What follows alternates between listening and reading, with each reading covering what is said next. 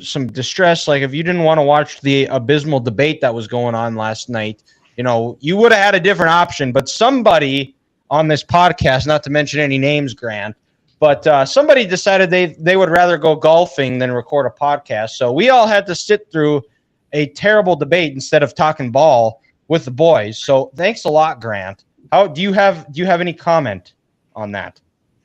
I have one. I did not watch the debate, so you're on your own, bud.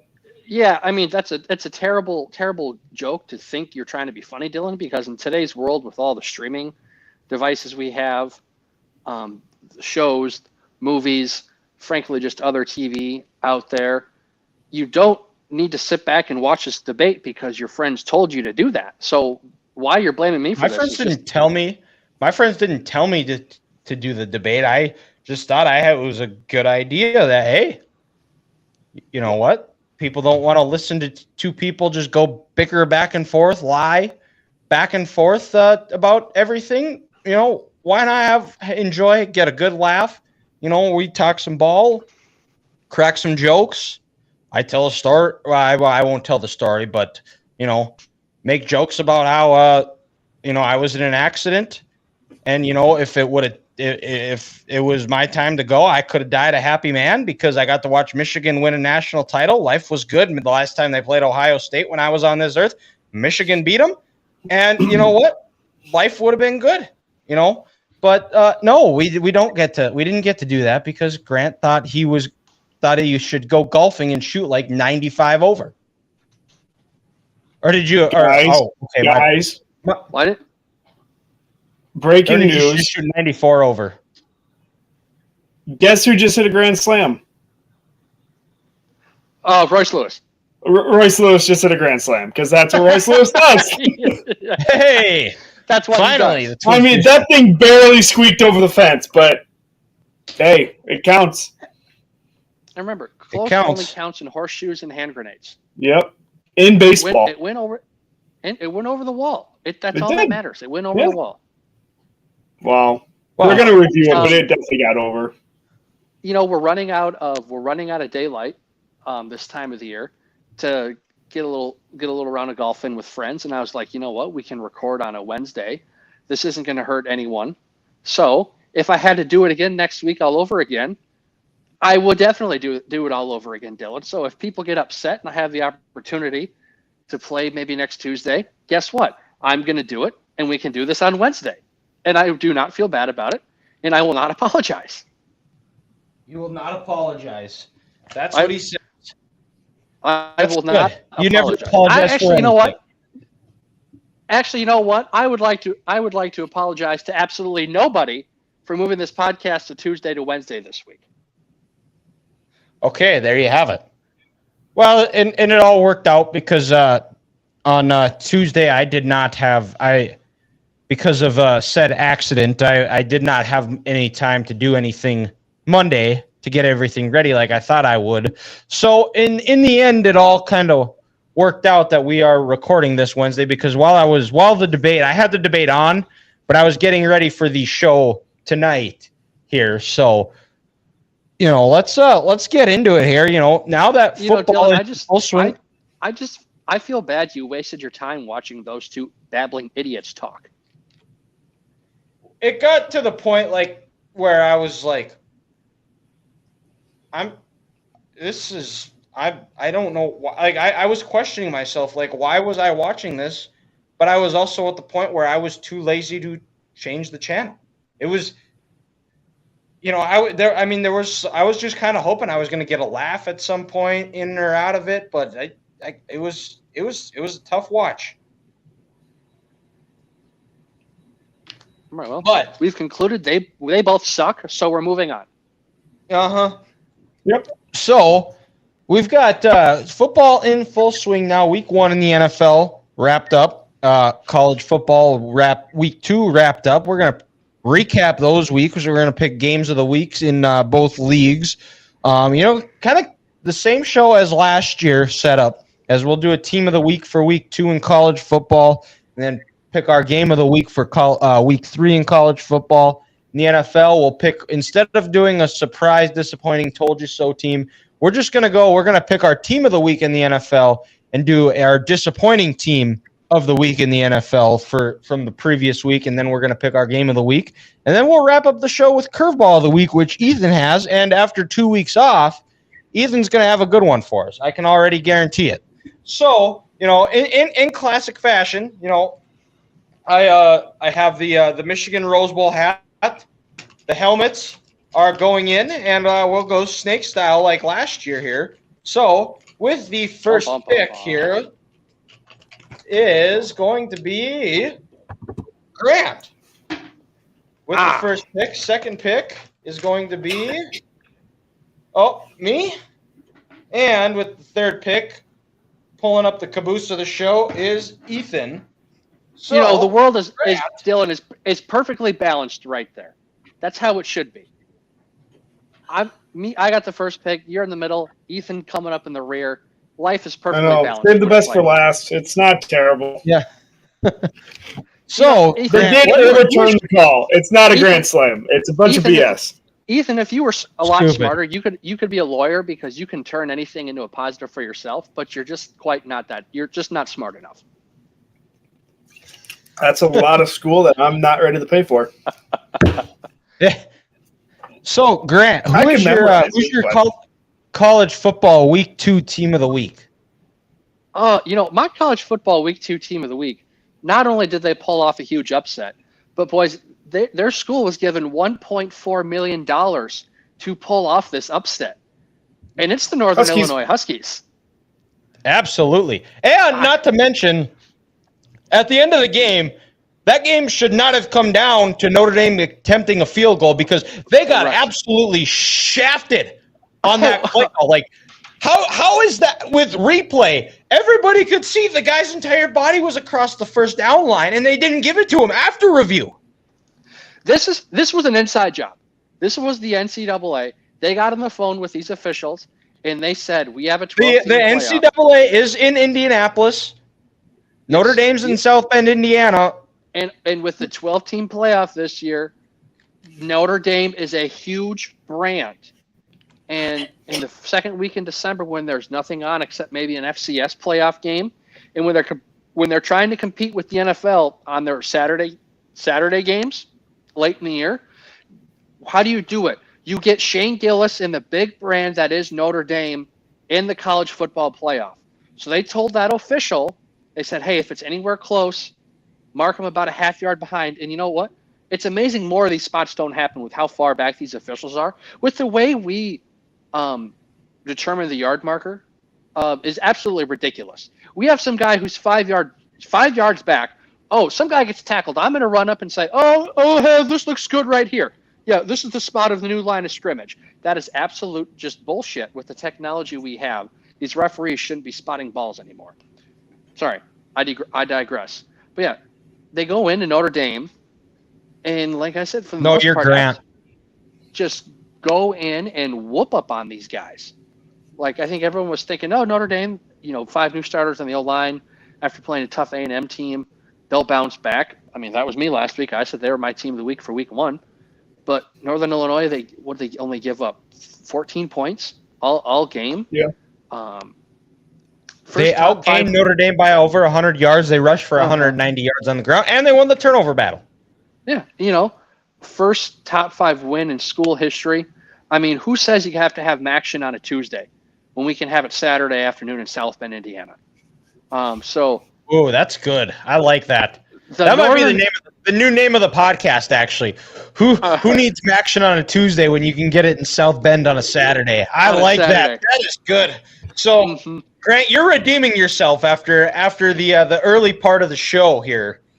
But also, one more thing I want to add in there, guys. I think this stat is right. My numbers might be off, but since the start of the 2022 season, I believe there's been 18 teams who have lost at home when they were favored by 16 points. Notre Dame has 3 of those losses. That's a shame. Such a shame. What a shame that is. So the Northern Illinois Huskies. That's the Southern. That's the Seinfeld meme of Jerry. Oh, what a shame! Such a shame. What a shame. But you know what was also cool about this was seeing Tommy Hammock on the in the post game interview. You know, seeing how he was overcome with emotion, talking about how this team had 21. I think it was like 21 seniors that were on the team that were there from their freshman year on. You don't see that in the MAC anymore or anywhere in college football. So, you know, to see a senior group, I mean, with the group of 5, you know, getting one team in, you know, you're not going to get as good of a resume as going into Notre Dame. It doesn't matter how good they are. That's still a tough place to play. You know, if they run the table, I mean, they've got a shot to be in. Who knows? They might play each other again. So that was a very cool story to see and cool thing to watch as Northern Illinois, the Huskies took care of business. But you got anything else on that one? Again, I just loved the fact that I can reiterate that they were paid $1.4 million to go win in Notre Dame's home opener and beat that ass. It's a beautiful thing. Beat that ass. It is. It is. So my team of the week is we're going to go up to we're going to go down to or over to Ames, Iowa. And my team of the week is, well, I mean, obviously everyone's team of the week is Northern Illinois, but Grant took it. So I got to go with the Iowa. Be in Iowa City because that's where the game took place. Well, the team that won was in Ames, so I don't need your corrections all the time there, Buckwheat. I'm just saying, if the game happened in Iowa City, you know. Well, my team of the week is in Ames, so that's what I was saying. Is I'm going to go over to Ames because Iowa State is in Ames. And in the court of the law, this case is over. Ethan loses. Dylan wins in a landslide. Thank you. You're welcome. Exactly. I should have been the lawyer of the show here. Nope. And they, they got down early, and usually if you get down against Iowa early, unless you have an Ohio State powered offense, you're probably not coming back, especially in Kinnick Stadium. And they got down early, and then they just kind of chipped away. And Ethan tweeted it out during the game is how Iowa State needs to go and stretch the field vertically. And that was something the Iowa State offense did. They were able to get 7 minutes later, to be precise. 7 minutes later, there you go. Mm-hmm. And end up they were down, and Iowa scored to go up 19. Was it 19-7? And then they go for 2, and they end up not getting it. And if they kick the field goal there, it's a tie game going into overtime. That I had the under because Iowa unders is king. Did not work this time. And then that final drive where they got a couple of 10-yard plays to start, and then they took their shot downfield and hit it, and then the nuts on their freshman kicker to go in to a rival stadium and steal the Cyhawk trophy back, hit a 54-yarder to win.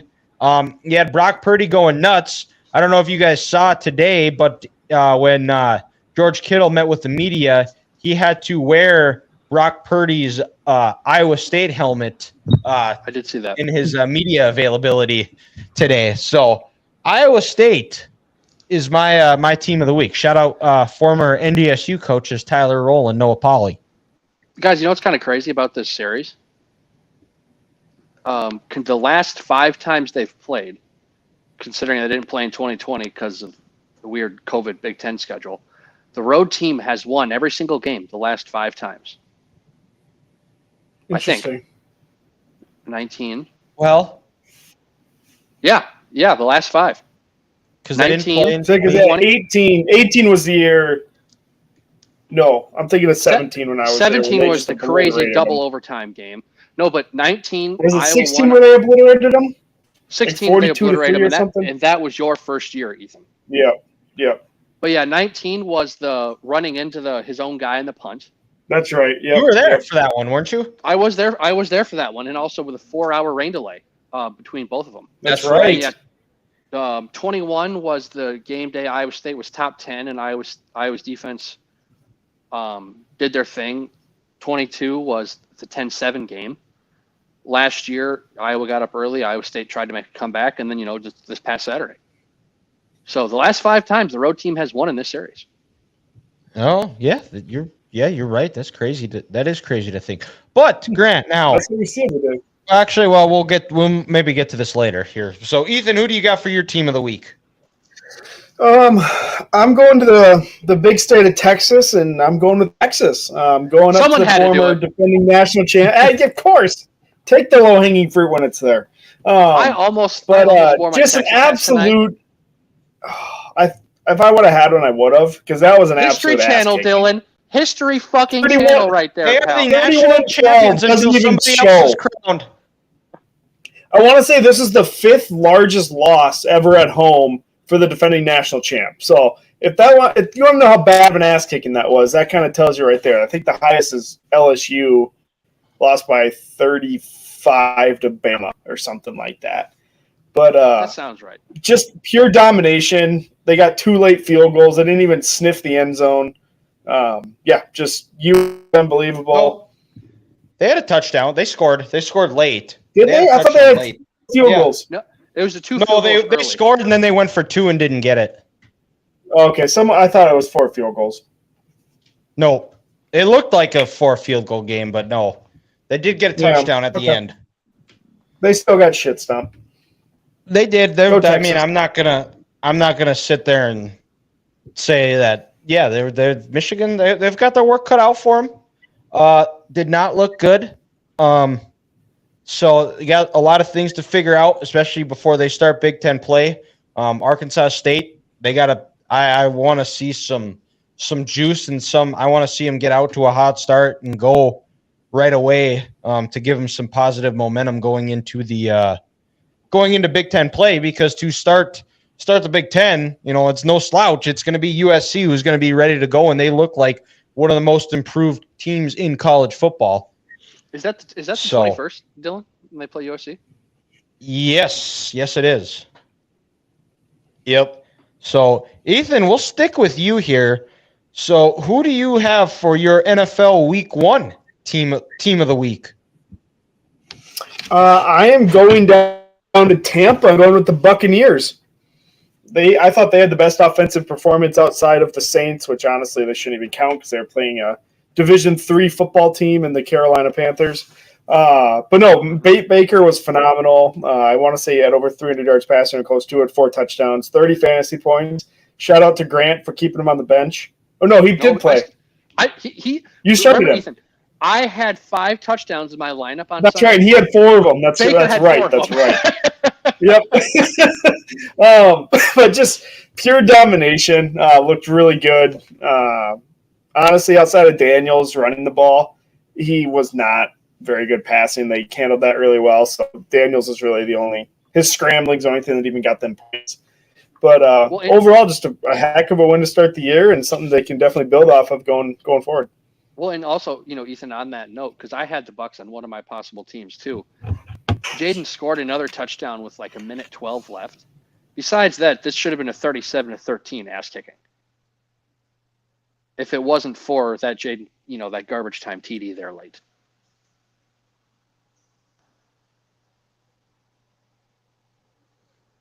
Dylan, can you hear me, or did we lose Ethan again? I can hear you. Ethan's all glitched out. So it's the basement Wi-Fi. The basement Wi-Fi strikes again for Ethan. The Wi-Fi's good. I'm back. Our Wi-Fi, we have like I put a box down here that kind of feeds off the stuff upstairs, but sometimes the stuff upstairs sucks. So then it automatically comes down to here, and then we suck. But pick your days. It works most of the time. So, all right. Well, my NFL Week 1 team of the week is going to be the, I don't know how many times. I don't think we're going to have many opportunities to say it. Is the situationship back? No. The New England Patriots are my Week 1 team of the week here. As they came out, they had a game plan, they executed, they got out, they ran the ball effectively, they got a lead, and let that defense, which was pretty good last year, they let that defense take over. They forced the Bengals to pass the ball, something that the offensive line is still not very good at, is pass protection. And got after Joe Burrow, who still does not looks like a shell of himself. His wrist is not fully healed. That is something that I don't think is talked about. Did He you was see how shaking many it times out. he was doing this all day? Yeah.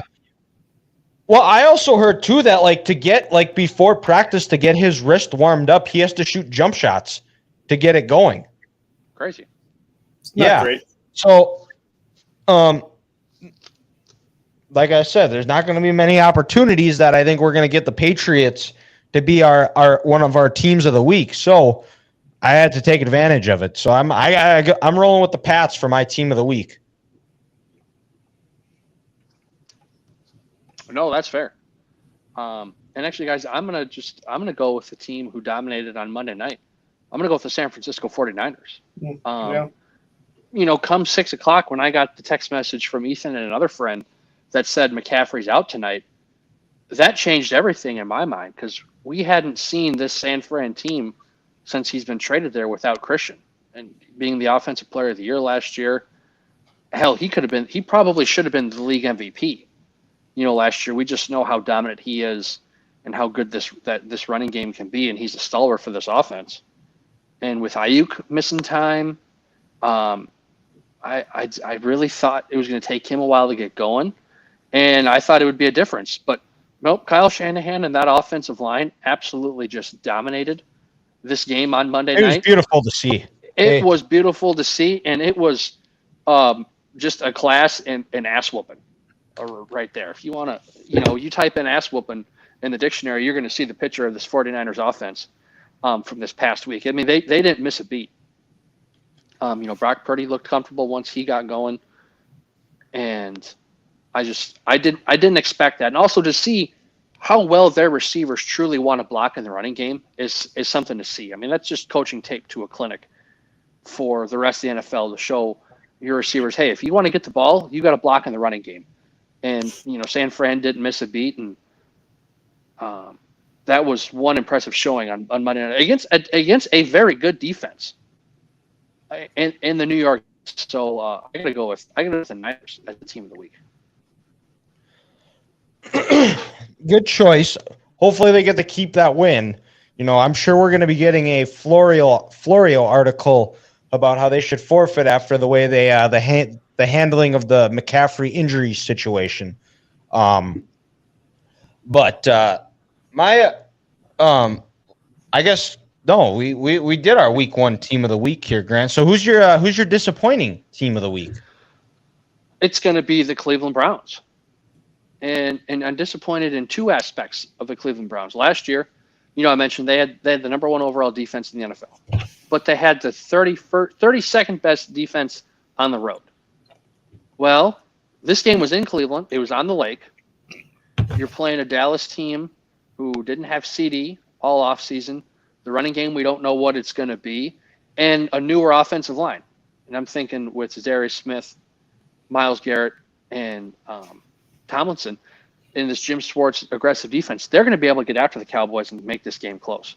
Nope, they're nowhere to be seen. The Cleveland police actually is still looking for Myles Garrett. I don't know if you guys know this, but a missing persons report was filed Sunday at 5 p.m. local time in Cleveland, and they still have not found Myles Garrett. Wow, he's still in the parking lot tailgating. Yeah, but there you go. He had a little too many beers before at the dog pound. He was barking, and he's nowhere to be seen. And then also, I'm disappointed in Cleveland in this aspect. We saw what they were last year with Deshaun Watson. Deshaun Watson's not that guy anymore. He didn't practice this offseason, didn't play in the preseason, and then I'm thinking, hey, this team's going to come in and make the playoffs. No, Joe Flacco is gone. Cleveland does not have a quarterback who can run the system they want to run. Stefanski doesn't want to run an offense geared towards Deshaun Watson. Deshaun looks broke, and this Cleveland offense looks like it hasn't practiced all training camp. So I'm disappointed in the fact that I believed in them and I thought they could change when I've seen what it looks like now. It's like with Daniel Jones. We know what this is. We know what Cleveland is with Deshaun Watson, and it's a mess. Well, and I mean, you watch Deshaun's body language on the field. He doesn't even look like he cares. He's like, I'm getting paid. It'll go down as the worst trade, worst contract in NFL history. I will say this. He did say afterwards, his father died this week, and his friend, who was the receiver at the University of Clemson. That can weigh on you. So I don't want to totally shit on him because he did have two close family members pass away this week, and that can wear on you. But to your point, Dylan, as we go on with the weeks coming forward, if he continues to play like this, like you said, the Vikings no longer hold the worst trade in the NFL history anymore. It'll just now belong to the Cleveland Browns. I mean, you could make an argument the Broncos trade for Russell Wilson, I think might be there. No, Panthers for Bryce Young in the first pick. Oh. If Caleb Williams turns out.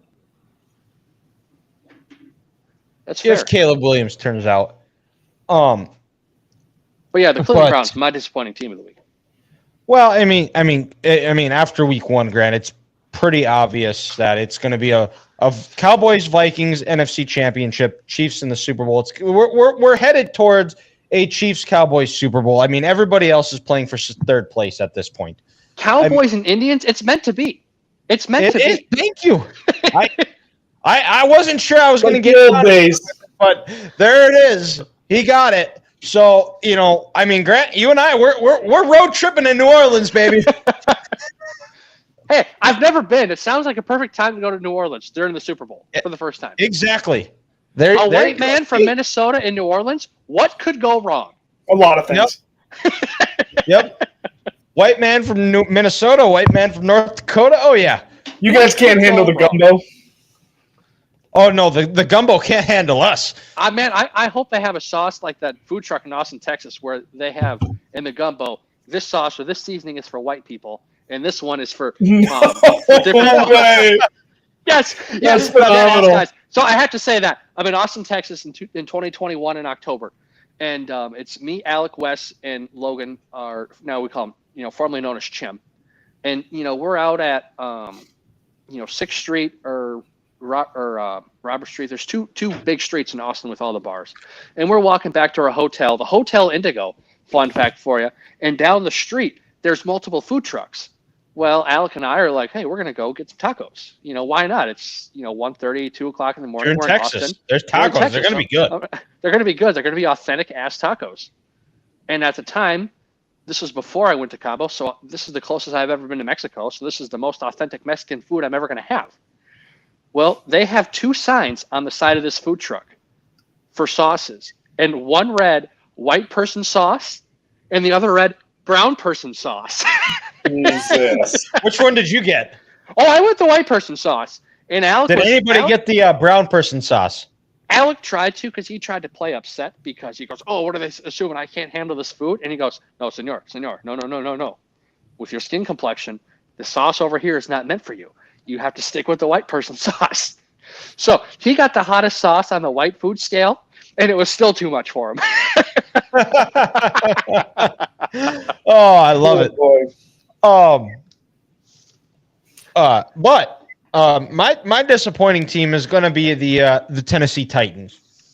I had them covering because I didn't really think I wasn't high on the Bears going into the year. There was a lot of hype about how Caleb Williams had this great preseason, but when you actually go look at it, and Bill Belichick was talking about, he completed 50% of his passes in the preseason. Didn't even have a throwing touchdown. Didn't have a throwing touchdown. He looked very underwhelming in his first game.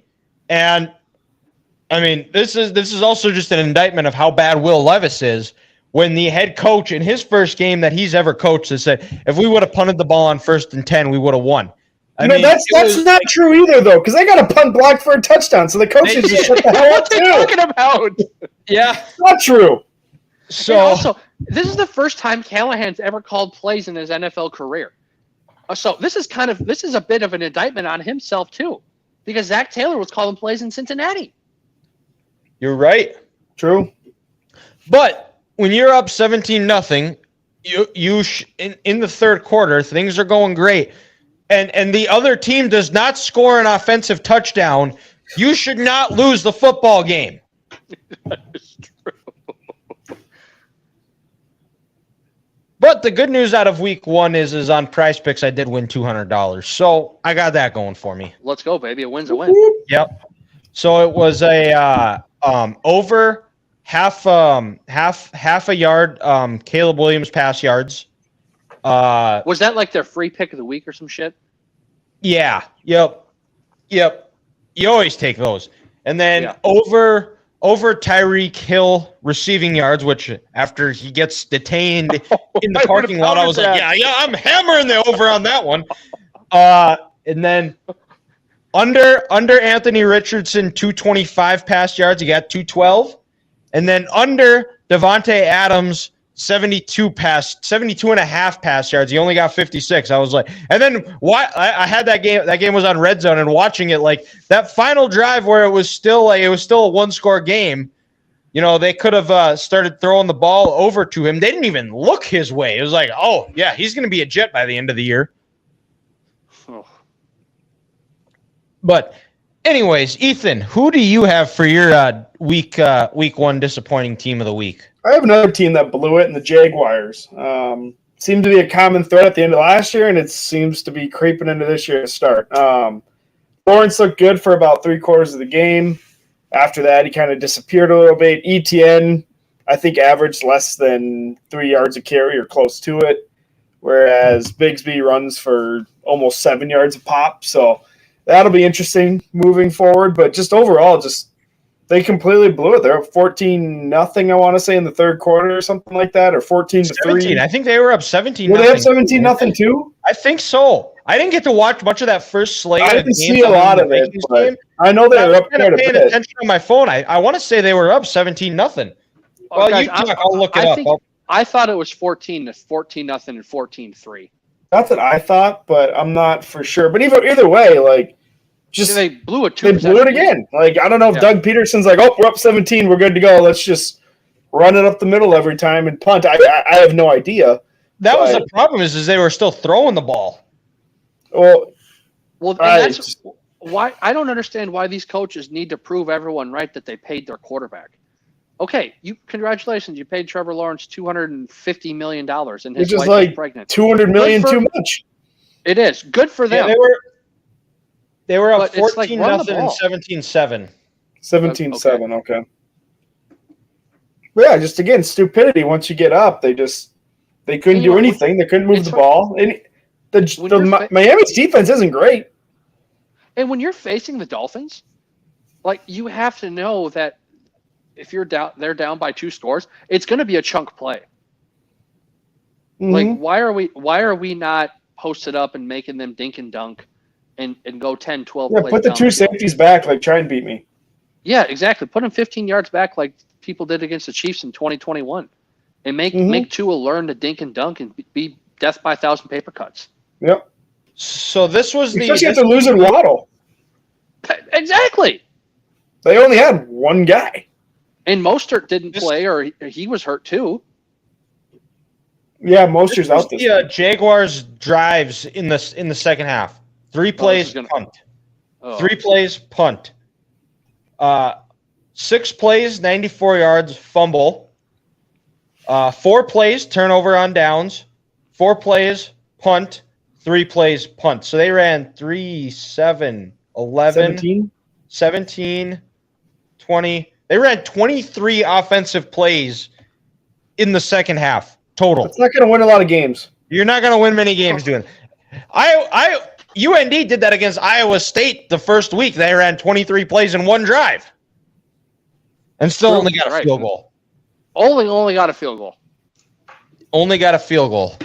But let's shift over then. I think we got our week 2 disappointing teams. I don't think we got anything else to add on that. So let's look to the week ahead here for our college football, our week 3 game of the week here. Ethan, we're sticking with you. Who do you got? I'm going to Columbia, Missouri. Boston College versus Missouri. Son of a bitch. Sorry, buddy. It's not a great slate of games this week, I'll be honest. No, it's really not. This is a horrible week. Missouri they haven't even allowed a field goal yet this year, which I have played absolutely nobody. So, I mean, at the end of the day, it does not matter. But they're putting up 50 a game, 0 points. Boston College obviously has the win versus Florida State ranked. Was Florida State deserving of that? Probably not. But they have a ranked win, and they're going to go into Columbia with, honestly, quite a bit of momentum at this point.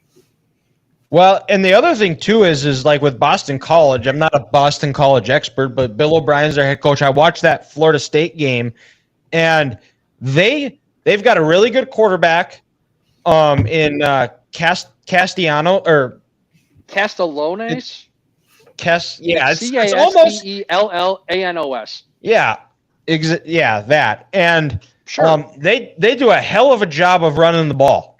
That's going to be a tough test for Missouri. See if they're able to shut down the run and see what Castellanos does with his arm. I think they have a shot. But I don't, I think there were a lot. I saw some people that were upset that Boston College was in the top 25 because the two teams that they've beaten is an 0-2 FCS team and an 0-2 FBS team.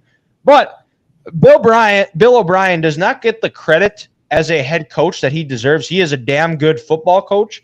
He gets a bad rap because and rightfully so, that it wasn't Bill O'Brien, the head coach, that got him fired in Houston. It was Bill O'Brien, the GM, that got him fired when he thought he could be both.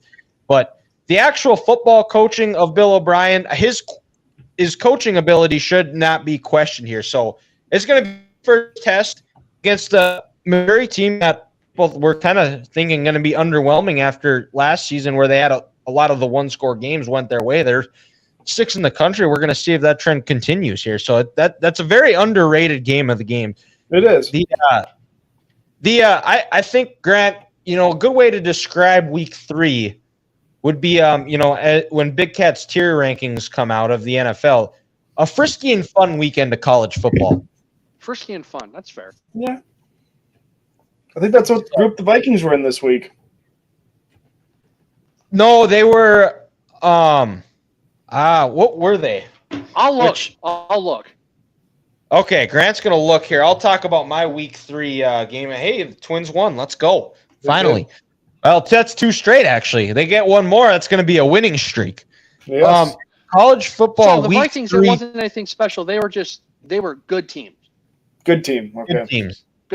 Good team. Which is fair. They are a good team. Sam Darnold, when he's got some competent coaching and non-gym teachers as coaches, he's proven he can be a pretty good quarterback. But I digress here. Back to college football week 3.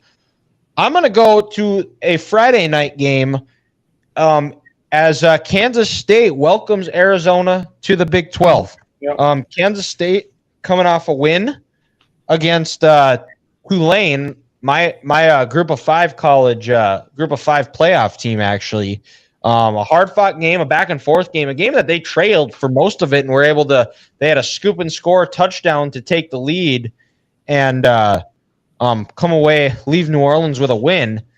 And, Avery Johnson has not looked – he's been a little bit underwhelming this year. He hasn't looked overly great, but I still think, he's going to show it's going to be a battle of the quarterback play. I think whoever is going to be able to come out and play best between Fafita and Avery Johnson is going to come away with a win. We're going to find out a lot more too. I think you kind of know what you're going to get with Kansas State. They're going to run the ball. They're going to be downhill. They're going to be a consistent team. They're going to, this is a game that in previous years where it feels like, and even last week against Tulane, where that was just one of those puzzling losses that Chris Kleiman has had when he's been the head coach since he's been the head coach. You gave a couple of games that they lost this game. How did they lose to this team? I think this is one that could, and we're going to see if Kansas State's able to turn the corner here on this. So my stupid self. Grant, I'll lead. Let me lead you into this one. So Grant, you're up here. Your week 3 game of the week here. Why is it Colorado State? I was gonna say Alabama, Wisconsin. Which Grant, are you? I think you owe Coach Dion and the University of Colorado a thank you, because your team, according to Colin Cowherd, is no longer the fake ID of college football. I did see that. Will you I be saw offering that, and thank you to Cowherd? I might try to reactivate my Twitter and or X account and actually reach out to Colin and say thank you. Because when you are calling Cowherd's fake ID of college football, it is an annoying thing to have to hear. And it's a bit obnoxious, and I was not a fan of it. But here we are, 9 years later. We're allowed to go into the bars. We're still not pulling any girls because Iowa sucks. In Iowa City. But they're no longer the fake ID of college football. So it is a win.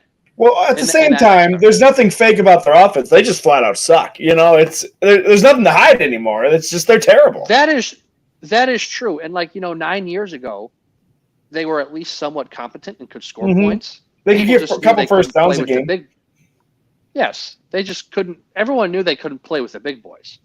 So yeah, now to your point, it's not fake. They just everybody knows they're just ass. Yeah. Or as Big Cat would say, super ass. which Iowa is not. Notre Dame is super ass. Notre Dame is Iowa's offense is super ass in the second half. Sorry, yeah. Iowa's offense minus Caleb Johnson this year, super ass. There you go. That's fair. But yeah, no. So my game of the week, my dumb self here. I only had these two games down because, like we said, this week of college football, That's best. I thought about Alabama, Wisconsin, but I think Alabama's going to win by 21 points.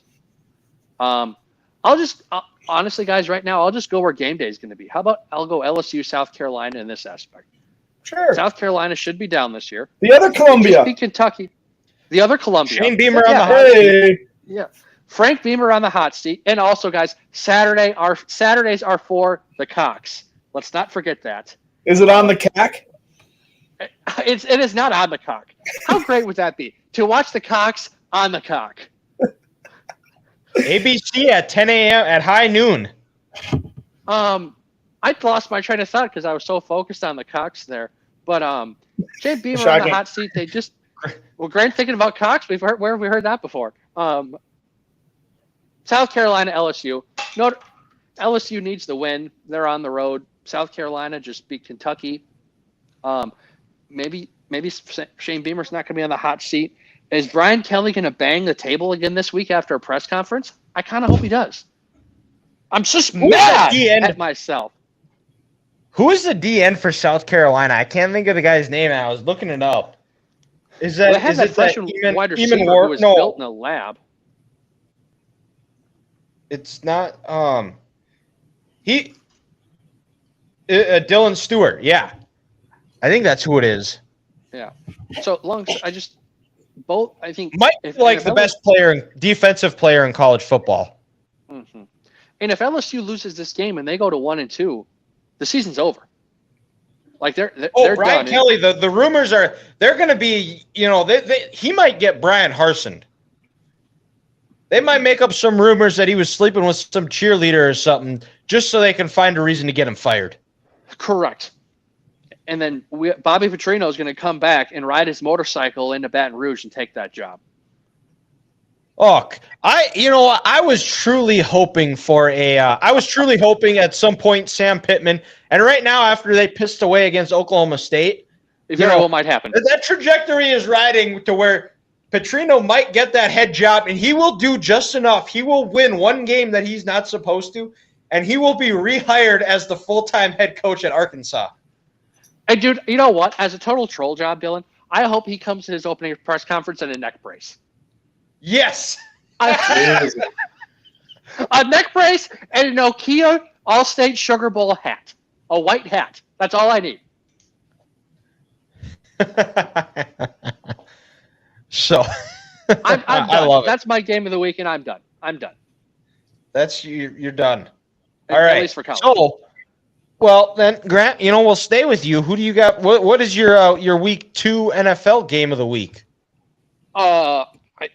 This is a sneaky good week in the NFL for week 2, but for me, guys, this is going to be a matchup we've seen now 3 times in the last 11 months.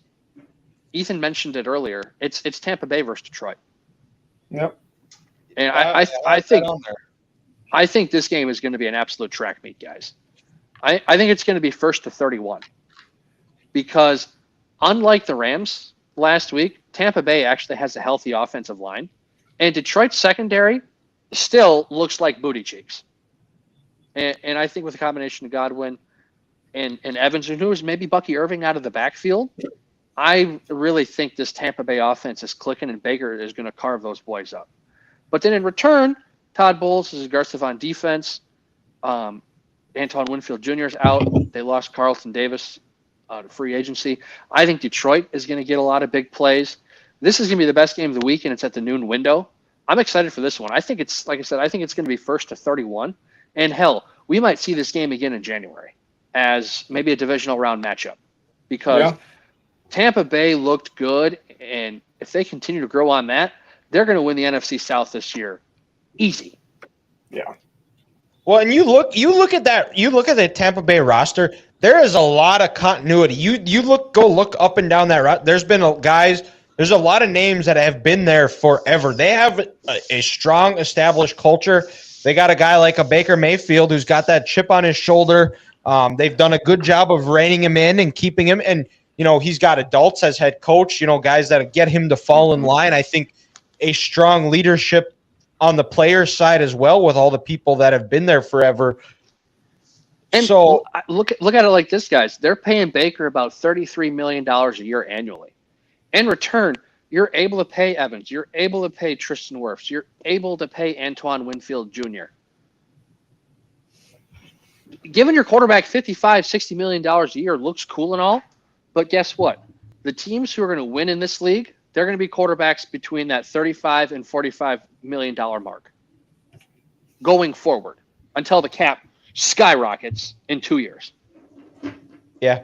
Well, and I think one thing with the Bucks that, I think with the Lions is they need to take advice and do my hat, because you watch them at the end and you watch that second drive they had where they were running the ball, they were getting 5-6 yards a carry, and then they got away from them. I would like to see them be a little bit more consistent, stay with the run more, and not get away from it and try to be too cute. They got a 2-back system that seems to be working. They got the best O-line and one of the best offensive lines in football. I think they need to utilize it. And I think maybe that drive in overtime is what they needed. It's like, okay, we don't need to, constantly make this a drop-back pass game. I was listening to a fantasy show today, and the guy goes, you shouldn't worry about Amon-Ra St. Brown because they put the offense this way on purpose because Jameson Williams was open. And I'm like, the hell does that even mean? That doesn't make any goddamn sense. None. I was looking at him like, how are you on a fantasy show? You're just an idiot. Just a baffling statement. I just didn't understand. They didn't throw it down around St. Brown because they predicted Jameson Williams was going to be open. No. Huh. No. Wrong. This is just for selfish reasons. I do wish they would get Amon-Ra St. Brown the ball, because he would help me in fantasy a lot more. But my game of the week is we're going to go over to Minneapolis. We're going to go to 49ers Vikings. Both teams coming off looked good in week one. We're off against New York teams. You mean New Jersey teams? Or New Jersey teams. They're called New York teams. With Sam Darnold looking good, like I alluded to earlier in the show, that when he has competent coaching, in Kevin O'Connell, one of the best offensive minds in the NFL, he's going to be good, and he's got some nice weapons around him. That running game looked really good. A solid offensive line. Defensively, under B-Flow, another year under him, the defense was flying around, albeit against the lowly Giants. But got to start somewhere. Use it as a tune-up game. You got to start somewhere. They did what they had to do against a shitty team. They went out and dominated it, and that's what they did. They're going to have a tough test this week going up against. It doesn't matter if McCaffrey plays or not. But if they're able to shut down the run and get that pass rush going behind that home crowd, force Purdy into a drop-back pass game, I really think I like Minnesota's chances. And, I think 49ers are going to get better as the season goes along. I think they're still trying to get everybody in sync with the with Trent Williams missing all that time, Ayuk missing all that time, getting their contract signed. McCaffrey, who knows when he's going to be back with the calf injury, which those injuries can linger.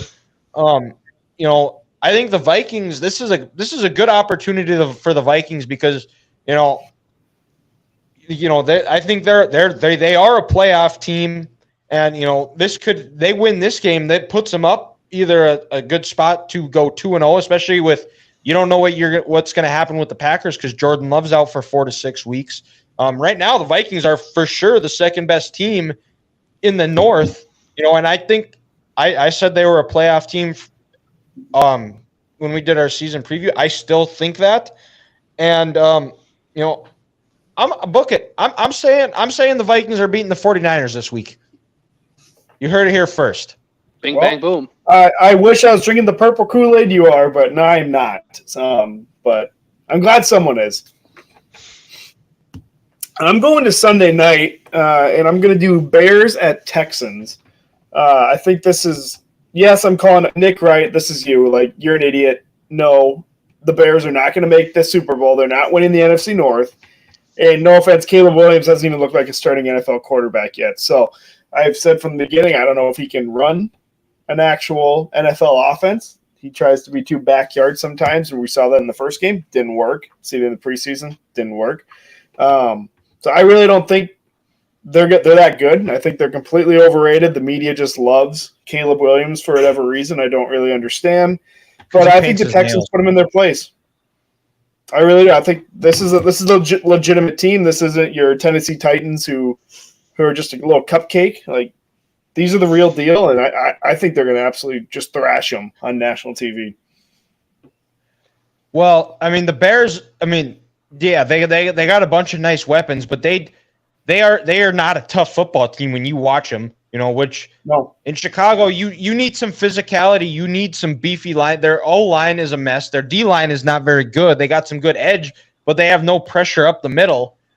Yeah, and you're right. I mean, they had 3 sacks on Sunday, but guys, we could get a sack against the Tennessee Titans offensive line. They suck. No.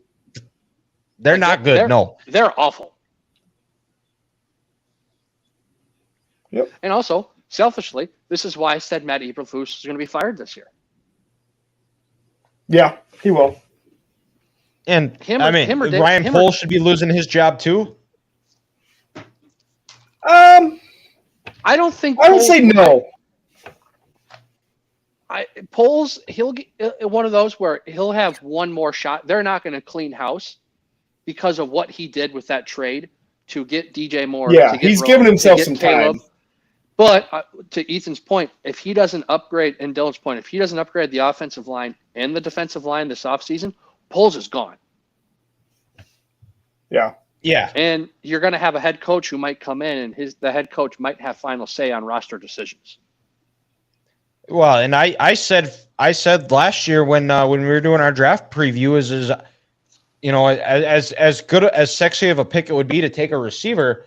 That is the least of the Bears' issues. Is they need some beef, they need some girth in the middle, they need some protection or some toughness, and you're not getting that out of a receiver. As good of a receiver as Rome Odunze might turn out to be, I think this is similar, to the when the Bengals took Jamar Chase. Joe Burrow has never. Has he completed a full season? I don't think he has. He did, or maybe one he time, has, but. And they went to the Super Bowl, but also because they got hot that year. Yeah. And they had a defense. And they had a great defense. So, because they paid everyone. Also, guys, would Cincinnati rather have Penei Sewell or Jamar Chase right now? Penei Sewell. Penei Sewell. And I would hope Penei, yeah. So. Hell, this offensive line is going to cost Zach Taylor his job. That his play calling might too, but God, he sucks. And we can't quit him though, because by the end of it, Joe Burrow's going to win him a couple of games. He's going to get out of this funk. He's going to win them a couple of games to, take the pressure off Zach Taylor, and then we're going to be talking about how the Bengals are going to be playing in the AFC Championship. That's how this is going to work. This is what they do. They don't show up week 1 through 4, and then he's going to have just a nuclear playoff first 2 games when he's going to somehow beat the Ravens, and then he's going to go to Houston and win, and we're going to be talking about Joe back in Burrowhead. Yep. And the game's going to come down to a field goal. Are the Bengals the new Falcons? The Falcons from 17 to 20 under Dan Quinn, where it was like the talent's there. I'm betting them every week, and then they always find a way to let you down. You just can't quit them. They're like the Clemson of college football. You just can't quit them quite yet. Dude, that's such a great comparison, Dylan. Like that, and they're always going to be in every game too. They're always, because they're going to fight and scratch and claw and be in every single game. Yep. They just keep doing that one thing that they're like our golf games. The absolute shit for most of it, but you just hit that one shot that keeps you coming back. And of course, it's on 16, 17, and 18. Yep. I got comfortable. I got through the first 3 holes where it was shit. I got comfortable. I made a couple putts. I hit that miraculous shot out of the sand. And then it's like, yeah, I'm going to do this again. Yep. But, all right. Well, that wraps up week 2 here. So, Ethan, what do you got for us? Well, welcome back, by the way. COVID survivor. We could get him a hat. I think we might Grant, we should chip in. We should send him a hat that says COVID survivor. I didn't have it as bad as Hannah, so I can't really say anything. So she should get the stuff. You should buy it for Hannah. Okay. No, I'm gonna get it for both of you. That's your guys' wedding present. Thank you. You guys are gonna get a trophy. It's gonna be a trophy, and you put it down. The trophy represents Hannah. Is for Ethan. Thank you. There you go. But Ethan, what do you got for us for curveball of the week? Well, sitting at home sick really sucks. You can't do anything. The amount of times Hannah would look at me, I'm bored, as if I can do anything. I don't know what to tell you. It was the worst. What's your favorite thing to do when you're sitting at home? I guess. Sitting at home. Ooh. Well, now that college football 25 is out, I've played that. Now that I'm in football season, I've been watching a lot of game film. Or now that football season's on too. Lately, I got like a little chipping putting green in my living room. So like while I'm watching football, I can chip and putt while I'm watching. So that's been fun to do. Have you noticed any improvements? I actually have. So I started doing it like last year during like when I got them for Christmas, and so like I would just like while watching playoff games, that's what I would do is I'd chip and aim at a target, and like when I was around the green, I was hitting the ball really well to start the year, and then I stopped doing it, and it did make a difference. Yes. All right. Honestly, guys, I think sometimes when I'm sitting at home, there's just nothing going on. There's peanut butter involved? Possibly. Raleigh. Honestly, it's just kind of sitting in my chair right over there and just on Instagram and just going through the reels. Guys, I just get lost in them when I get home. I'm sitting in this house, hooting and hollering downstairs by myself, acting like an absolute fool, to just God knows what on the internet. And then it's funny. It's almost like the Instagram gods know when I clear my messages up, where it's like you have a message from 9 different people, and I have to watch all of them and catch up and yada yada yada. As soon as I get caught up, boom, 5 more messages from different groups or individuals, and I'm like, well, here we go again. So just sitting back, just watching those reels, just absolutely just wetting myself because I'm laughing like a fool. Well, and Grant, you've had like the last like 2 weeks off of work, so like He did not have COVID, I may add. Did not have COVID. He was just did not have COVID. But he's just been a Democrat sitting at home, right? I've gotten a lot of shit from people recently for like I said, having these last 9 days off. But oh no, poor me! I used my time off that I used throughout the whole year to accrue to sit back and just enjoy some time off. But poor me. Just because you accrue it doesn't mean you deserve it. Yeah, that is also a very true statement. But you know what? Grant, until they take it away because I don't deserve it, I'm going to use it. And Grant, I was in an accident and was sore as shit yesterday. And you know what I did? I hopped on a truck and delivered as a driver. Okay, that's your job. You sat at home. That's just you being a fool for not wanting to stay home and take advantage of the system and getting free money. Maybe don't crash a truck and then blame the other guy for it, and then come complain to us. I didn't crash it. It wasn't me. I wasn't the driver. Well, maybe you should drive next time. Maybe you should drive. You're probably right. Maybe you're probably right. No, we're not going to say any names. Damn it. But no, that was I wish 9 days off. That sounds wonderful. And now you got to go back to work tomorrow, you peasant. Sure do. Same. Bright. Were you off the last whatever days because were you quarantined? No, I work from home, but I got to go in. So I guess I got to take it. I got to take another negative test, and as long as that's negative tonight, then I can go in tomorrow morning. Oh, I think I still have some COVID tests back when they were the government was giving them out for free. I was like, well, they're free, so I might as well just get them just to see because I was tested one time and I was negative. So as of according to my doctor, I have never had COVID. So Grant, you and me, we're the only ones holding her down. Let's go, baby. Yeah.